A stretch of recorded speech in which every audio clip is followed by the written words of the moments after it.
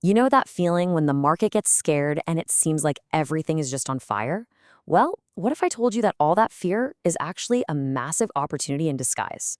Today, we're going to break down exactly what a risk-off market is, and more importantly, how you can build a clear strategy to turn that panic into your own powerful advantage.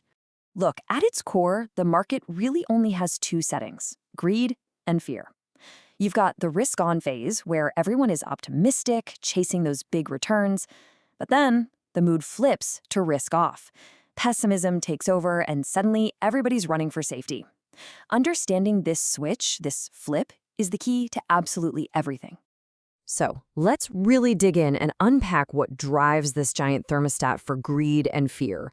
What exactly makes investors flip from buying literally anything that moves to selling everything that isn't nailed down? Okay, so the risk-on environment. That's the party. That's when interest rates are low, the economy feels unstoppable, and everyone is just full of optimism. The primary goal here is growth, what we call return on capital. This is when you see money just flooding into more speculative stuff like high-growth tech stocks and crypto. And then the party stops. This is the risk-off environment. Uncertainty hits. Maybe it's some geopolitical tension, maybe it's inflation spiking, and the whole mood shifts. The goal is no longer growth, it's survival. The focus shifts entirely to the return of capital.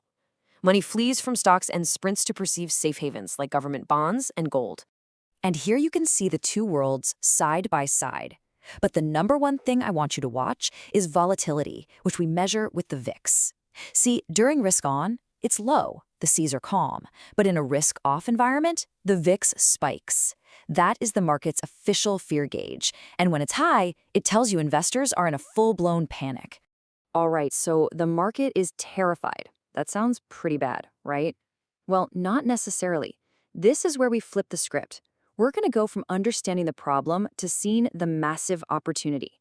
Because believe it or not, market-wide fear can actually be your single greatest advantage as an investor. Now, this is the question that trips up so many people. You see a fantastic, high-quality company, a real titan of its industry, and the stock is just getting crushed. And you're thinking, what on earth is wrong with the business? But here's the thing. Often, the answer is absolutely nothing. The real reason is a concept called valuation compression. In a panic, investors don't really discriminate. They sell the good stuff right along with the bad stuff, all just to raise cash. The company's PE ratio, think of it as its price tag, gets squeezed not because the business got worse, but just because the entire market is scared. And that is how you get the chance to buy an amazing asset at a discount. And this is exactly why we talk so much about focusing on companies with a strong moat. A moat, whether it's high switching costs or a powerful brand, gives a company pricing power to fight back against inflation and protect its profits. These companies are literally built to withstand the storm. And hey, the data totally backs this up. If you look historically, during major bear markets, stocks of companies with these wide moats tend to fall way less than the broader market. We're talking about outperforming by a relative 8 to 12%. Quality provides a real measurable safety net. But, and this is a huge but, I need to give you a critical warning. Not every stock that's down is a bargain. The biggest risk you face right now is falling for what we call a value trap. That's a company that looks cheap for a very, very good reason. Its business is actually failing. So let me be crystal clear here. Just because a stock has fallen 40% doesn't automatically make it a buy. You have to be able to tell the difference between a temporary price drop in a great company and the beginning of the end for a business that's in real trouble. So how do you tell the difference? Well, you check the company's vital signs. Think of it like a quick health checkup. Is its return on invested capital over 15%? Are its gross margins holding steady, which proves it has pricing power? And maybe most important of all, is it generating positive free cash flow? This simple checklist helps you avoid those nasty traps. Okay, so you've done your homework, you've identified a high-quality company that's on sale. Now what? How do you actually start buying? Going all in on day one is incredibly risky because, let's be honest, we never know how long these downturns will last. You need a disciplined, strategic plan.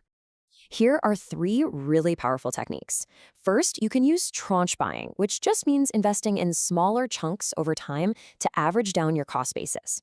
Second, you can focus on what we call anti-fragile companies. These are businesses that actually get stronger from chaos, like a discount retailer that does great when people tighten their belts. And third, for more advanced investors, you can sell puts. When fear is high, option prices get really expensive, which means you can essentially get paid a nice premium just to set a lower price you'd be happy to buy the stock at anyway. All right, enough theory. Let's make this real. Let's put this into practice with a case study. Imagine it's March 24th, 2026, and the market is flashing some serious warning signs. What's the data telling us? First up, the Fear and Greed Index is sitting at a 15 out of 100. That, my friends, is squarely in extreme fear territory. It's a clear sign that broad market sentiment is just incredibly pessimistic. Next, let's look at the VIX, our fear gauge. It's at 27. Now, historically, any sustained reading above 20 signals some serious investor anxiety. So a 27 tells you there is real building selling pressure out there. And finally, the 10-year Treasury yield is at 4.38%. You have to understand, when you can get such a high, guaranteed risk-free return from the government, it acts like gravity on the stock market. It just pulls capital away from riskier assets and into the safety of bonds. So you tie it all together and the evidence is crystal clear. You've got a geopolitical catalyst with tensions flaring in the Strait of Hormuz. You're seeing a swift rotation out of tech and into defensive sectors. All the key indicators are pointing to one single conclusion. We are deep in a risk-off environment.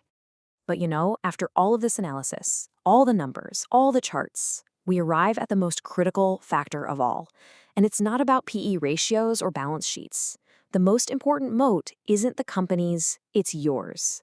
Your psychological moat is your ability to see your portfolio in the red and not panic. It's your patience to actually stick to your plan. It's having conviction in the quality of the businesses you own. And, maybe just as important, it's having a steady income, your human ATM, that lets you keep buying when everyone else is being forced to sell. So, we'll end on this. The data is clear. The market is in a state of extreme fear. The only question left isn't about the stocks, it's about you. When everyone else is panicking, will you have the conviction to act?